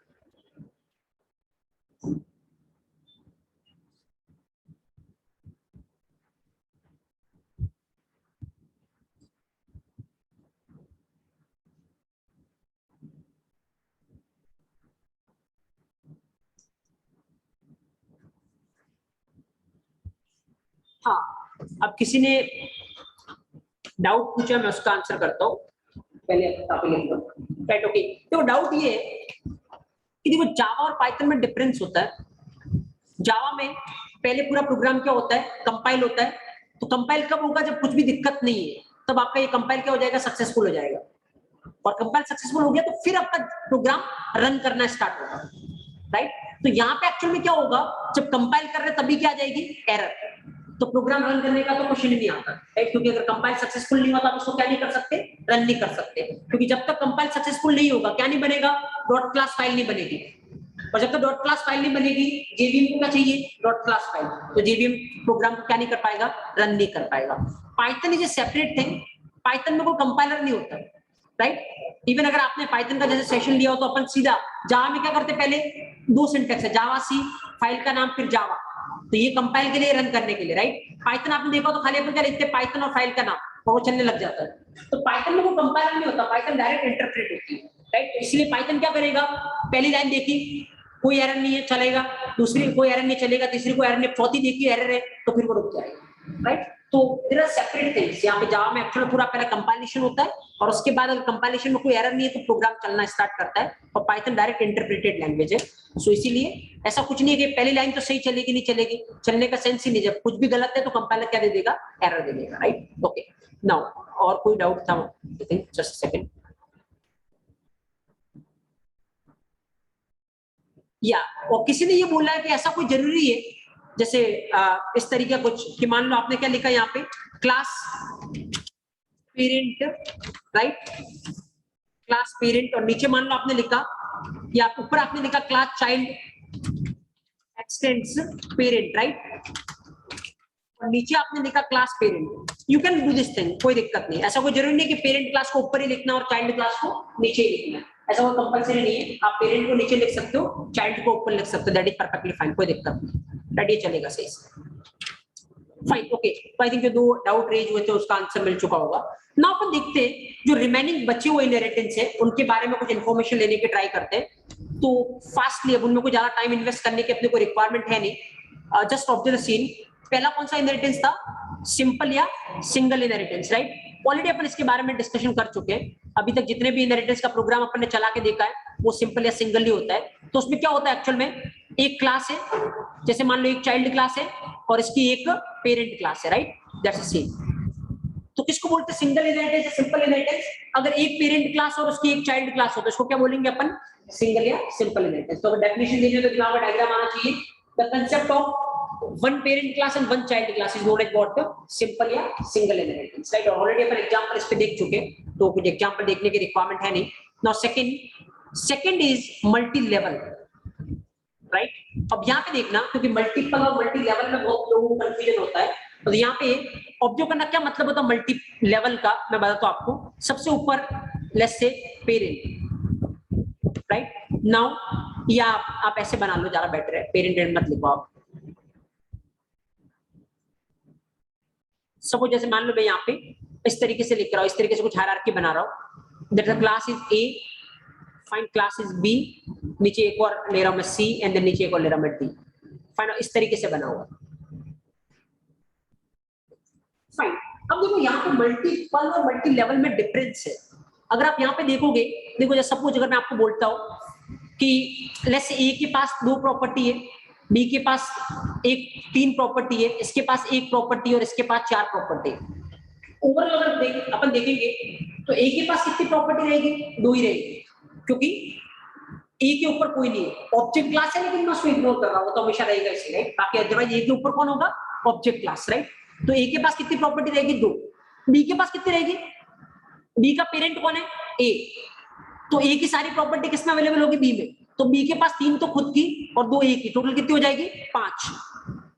अब देखो सी के पास कितनी प्रॉपर्टी अवेलेबल रहेगी, सी का पेरेंट कौन है, बी, तो सी के पास बी की सारी प्रॉपर्टी अवेलेबल रहेगी।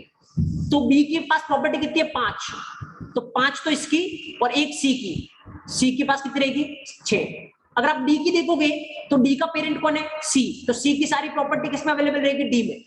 तो अगर आप देखोगे तो डी में 6 तो ये सी की और 4 खुद की, टोटल कितनी प्रॉपर्टी अवेलेबल रहेगी, 10। तो इसका मतलब देखो जो सबसे नीचे है, सबसे नीचे कौन है हायरार्की में, डी, तो डी के पास सबकी प्रॉपर्टी अवेलेबल है। एक तरीके से आप देखोगे तो सी की भी अवेलेबल है, डी खुद की तो है, सी बी की भी अवेलेबल है और ए की भी अवेलेबल है। अगर आप बोलोगे डी का डायरेक्ट पेरेंट कौन सा, तो कौन सा है, सी। और अगर आप बोलोगे डी का इनडायरेक्ट पेरेंट कौन सा, तो कितने हैं, बी और ए, राइट। इवन अगर ऊपर आप ऑब्जेक्ट लिख लो तो ऑब्जेक्ट भी रहेगा, right. So now that's a scene. तो इसको बोलते हैं मल्टी लेवल, क्योंकि देखो बहुत सारे लेवल बन रहे हैं, लेवल 1, लेवल 2, लेवल 3, लेवल 4।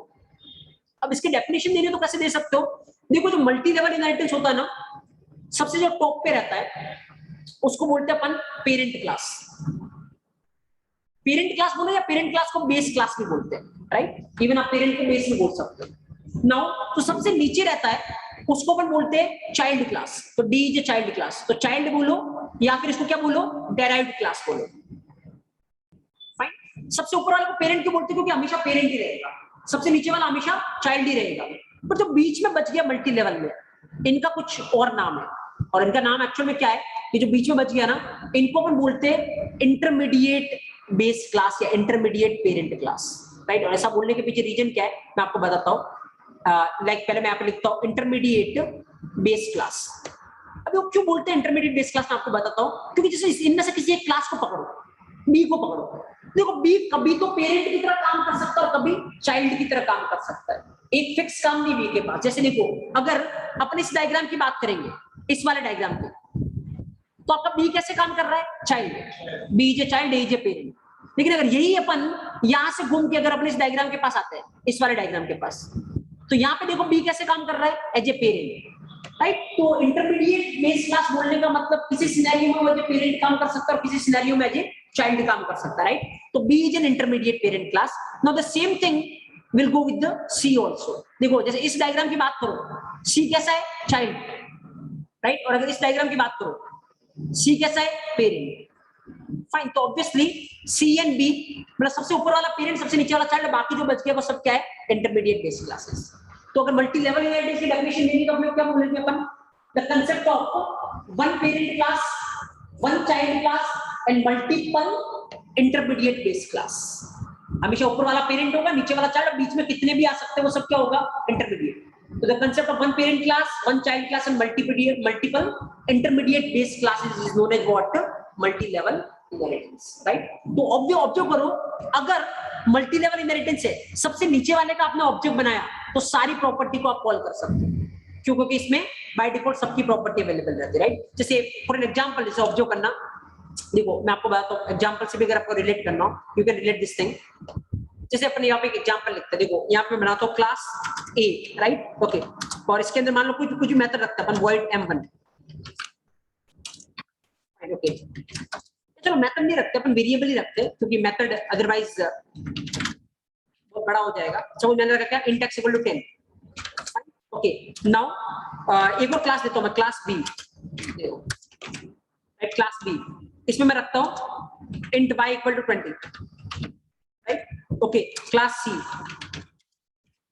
और इसमें मैं रखता हूं int z = 30. और एक अपन नीचे बनाते हैं अपन लास्ट, अपना last child class D, right? Okay, या सो यहाँ पे अपन D के अंदर अपन मेन मेथड लिखते हैं, क्योंकि अपने को चलानी है, चलाने के लिए मेन मेथड चाहिए. तो public static void main string array args, right? Okay, then अब देखो, अगर मैं D क्लास का ऑब्जेक्ट बनाता हूँ तो D व्हाटएवर जो भी D = new D, right? Okay, या D क्लास का ऑब्जेक्ट बनाया. अब मान लो किसी भी वेरिएबल को प्रिंट करवाना है. लेट्स सपोज अपने को कौन सा वेरिएबल प्रिंट करवाना है? Z करवाना, Y करवाना और X करवाना, तीनों करवाने, राइट? तो अपने काम करते हैं, यहाँ पे प्रिंट करवाना है ना, तो प्रिंट करवाने के लिए क्या लिखेंगे? system.out.println. किसको करवाना है? देखो X को करवाना है, D.X. फाइन, क्योंकि ये X, Y, Z और कैसे वेरिएबल है? ये इंस्टेंस वेरिएबल. इंस्टेंस वेरिएबल को कैसे कॉल करोगे? रेफरेंस वेरिएबल पे. And that's why I am doing this, right? So D.X, एक बार इसको कॉपी करते हैं अपन, लेट्स से D.Y, ये बार अपन इसको कॉपी करते हैं, लेट्स से D.Z. कोई दिक्कत नहीं, दैट इज परफेक्टली फाइन.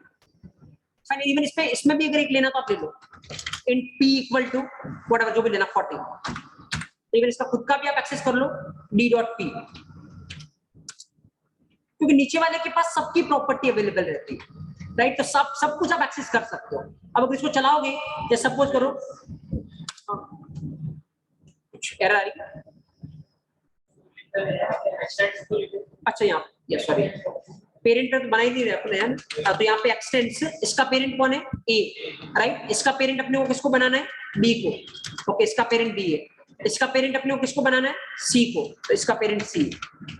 अभी कोई मल्टी लेवल इनहेरिटेंस हो रहा है यहाँ पे, और यहाँ पे नीचे वाले के पास सबकी प्रॉपर्टी अवेलेबल रहेगी.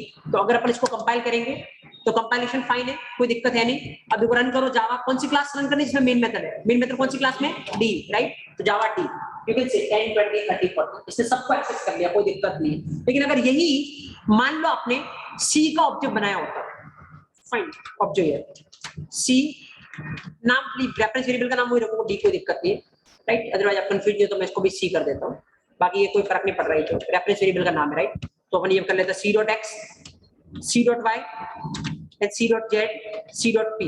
ओके, देखो कहाँ पे दिक्कत है?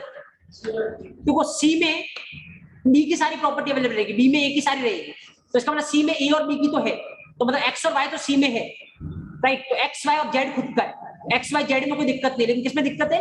P में, क्योंकि P अवेलेबल नहीं रहेगा, राइट? तो ऑब्वियसली जैसे ये लाइन नंबर 22 पे एरर आने वाली है, तो अगर इसको चलाओगे, कंपाइल करोगे तो लाइन नंबर 22 एरर थ्रो करेगी. You can see line number 22 will go to throw the error. Yes, line number 22 में क्या आ रहा है? Error. Fine.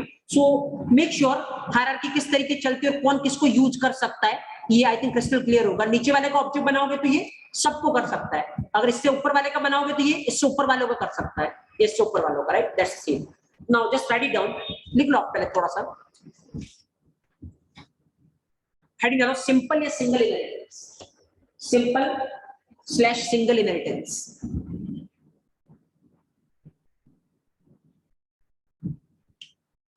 और इसके अंदर लिखिए the concept of one parent class, the concept of one parent class and one child class, the concept of one parent class and one child class is known as simple या single inheritance, is known as simple single inheritance, right? The concept of one parent class and one child class is known as simple inheritance, right? You can try the example, this one, ये इस तरीके से diagram बना सकते हो जो यहाँ पे आपको दिख रहा होगा, parent, one parent is there and one child is there, that is a simple inheritance.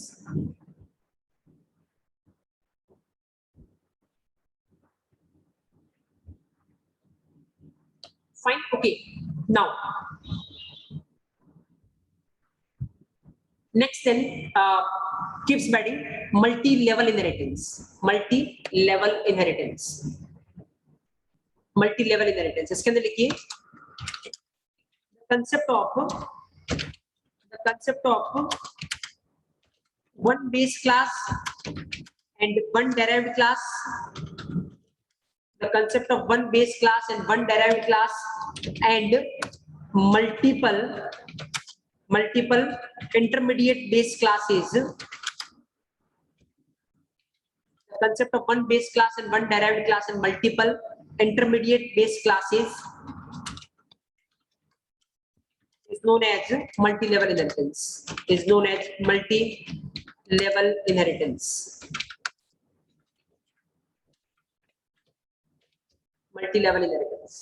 The concept of one base class and one derived class and multiple intermediate base classes is known as multi-level inheritance.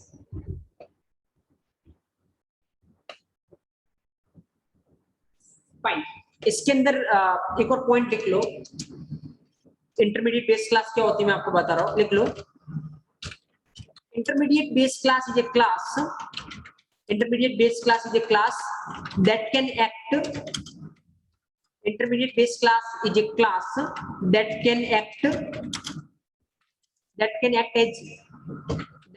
as both parent and child class. Intermediate base class is a class that can act as both parent and child class. वो दोनों तरीके से act कर सकता है, एक scenario में parent बन सकता है, एक सिनेरियो में चाइल्ड बन सकता है, राइट?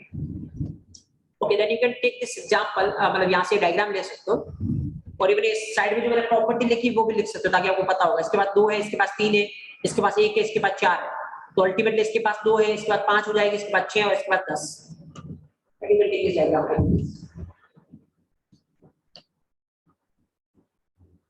किसी को कहीं भी कुछ भी डाउट है, you can let me know.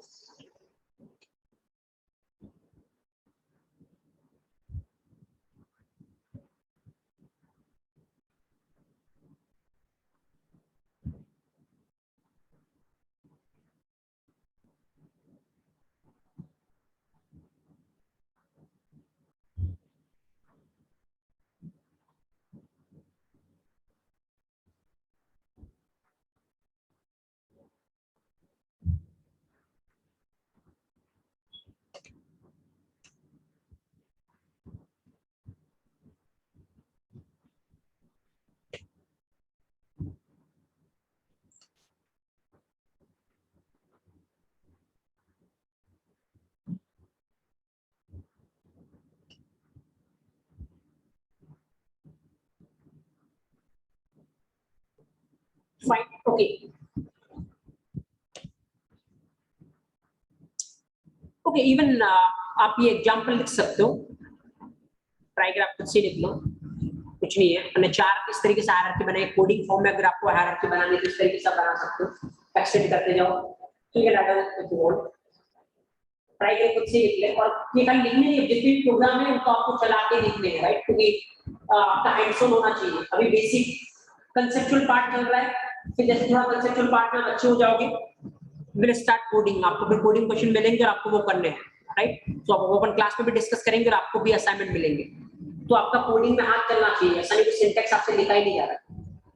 तो अभी से आप जितने भी कंसेप्ट अपन यहाँ पे देख रहे हैं, प्रोग्राम चला के देख रहे हैं, एक आप चीज चला के देखें।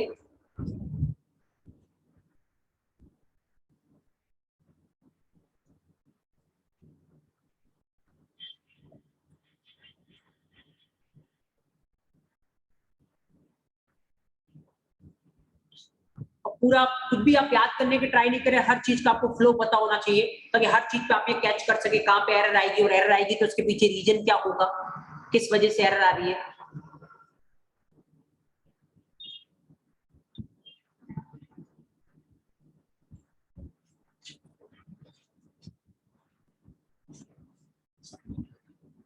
मैं किसी का डाउट है, लेकिन मैं ये पहले भी बोल चुका सेशन में, एक एक नोट्स आपको खुद से ही लिखने हैं, यही पैटर्न चलेगा, कोई रिटन नोट्स आपको मिलेंगे नहीं। और इसके पीछे का रीजन ये है कि आप खुद से लिखोगे तो ज्यादा अच्छे से फील करोगे और आपके डाउट जनरेट होंगे और वो क्लियर होते जाएंगे।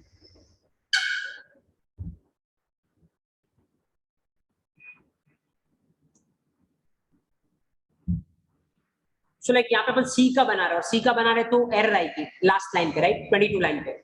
अगर ये आप डी का बनाते तो आप सबको एक्सेस कर सकते थे, कोई एरर नहीं है।